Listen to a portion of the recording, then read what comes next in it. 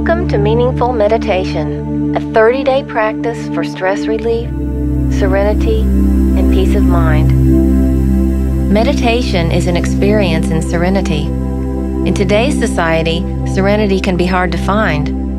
For most people, stress has become a part of life, something people feel they just have to endure. It doesn't have to be that way. You don't have to be held captive by the circumstances that surround you. Stress may be a given, but so is serenity. What if you could find an antidote to stress that was absolutely free and had no side effects? Does that sound too good to be true? Actually, this antidote already exists and has been around for centuries. It's called meditation. So how does meditation impact stress? First, meditation lowers activity in the part of the brain that processes fear, the amygdala. Second, regular meditation has been shown to increase happiness. The positive effects of meditation have been measured in research studies and well documented. The proof is there. You too can reap the benefits of this powerful tool. Hello, my name is Terry Trower. I'm a licensed mental health counselor and serenity coach, and I invite you to join me in 30 days of meaningful meditation. You've got the stress piece mastered. Let's go for the other kind of peace of mind. Since meditation puts you in a relaxed state, don't listen to this CD or try to meditate while you're driving a car or operating machinery. There are many ways to meditate. I like to teach people Jon Kabat-Zinn's method of focusing on the breath because it's the easiest to remember. The whole point of meditation is focusing the mind on one and one thing only. The problem is, the mind is programmed to think. We are literally bombarded with thoughts. Some estimate that we have between 12,000 and 60,000 thoughts a day. Just because you decide that you're going to put your attention on your breath doesn't mean that those thoughts are going to leave you alone. Far from it. The task of meditation then, and this is why they call it a practice, is to notice when you're thinking about something else and bring your attention back to the breath. It's like an exercise program for the brain. In other words, meditation is not relaxing. It's more like mental homework. It takes concentration. You have to try to keep your focus on your breath and then notice when you're thinking about something else. It's a mental discipline. Your mind is like a wild horse that you're trying to tame. I remember reading that if your thoughts wander 1,000 times, you need to bring your attention back to the breath 1,000 times. There are several ways to focus on the breath. For example, you can simply notice where you feel the breath. Do you feel it more in your right or your left nostril? Are you more aware of it at the tip of your nostril as you exhale? Or maybe at another location as you inhale?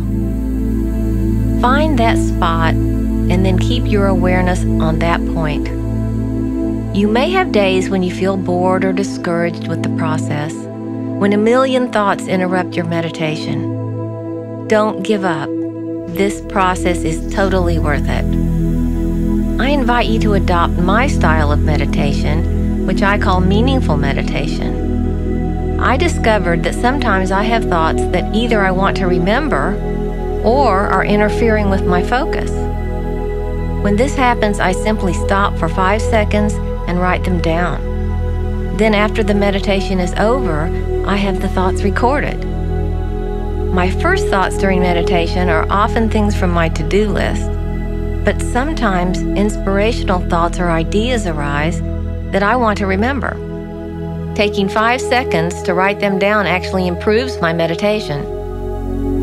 You'll need a quiet and private place with no interruptions when you begin to meditate. You can meditate in a chair, on a bed, or anywhere you sit comfortably. It's not necessary to twist your body into a contorted shape. Just try to sit up and keep your spine straight. If you're lying down, you might fall asleep, and this is not meditating. Each day begins as I read an inspirational quote, followed by my take on the quote. This is meant to prepare your mind with a moment of inspiration.